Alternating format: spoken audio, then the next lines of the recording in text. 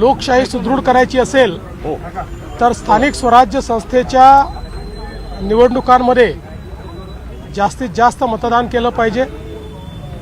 मी नेहमी असं म्हणतो की मतदान जो आहे हा केवळ अधिकार नाही आहे, ते आपलं कर्तव्य देखील आहे।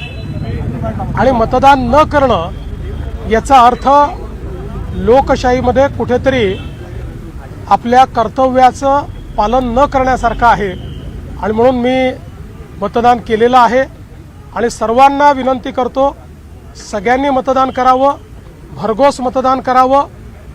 चांगलं मतदान झालं तर चांगले लोक निवडून येतात, त्यांनीच विकास होतो। चांगली शहरं तयार करायची असतील तर महाराष्ट्रातल्या 29ही महानगरपालिकेतील सर्व जनतेला मी आव्हान करतो, मोठ्या प्रमाणात मतदान करा। अतिशय वाईट प्रकारे आमचे उमेदवार श्री भूषण शिंगणे हे ज्यावेळी गोरेवाडाला गेले होते त्यावेळी त्यांच्यावर काँग्रेस पक्षाच्या काही लोकांनी अतिशय भ्याड हल्ला केला। त्यांचा हात फ्रॅक्चर झाला, सोबत त्यांचं डोकं फोडलं। लोकशाहीमध्ये निवडून येता येत नाही म्हणून ठोकशाही करायची हे अतिशय चुकीचं आहे। पण त्यांनी किती हल्ले केले तरी देखील त्याचा परिणाम होणार नाही, लोकशाही जिंकेल।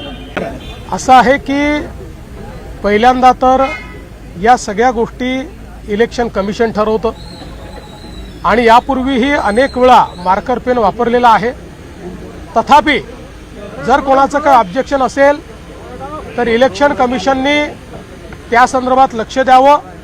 मात्र मला असं वाटतंय की काही लोक उद्याचा निकाल प्रिएम्प्ट करून निकाल आल्यानंतर कशाला दोष द्यायचा याची तयारी करतायत, हे मात्र स्पष्ट दिसतंय। महाराष्ट्रामध्ये केवळ आणि केवळ विकास चालेल।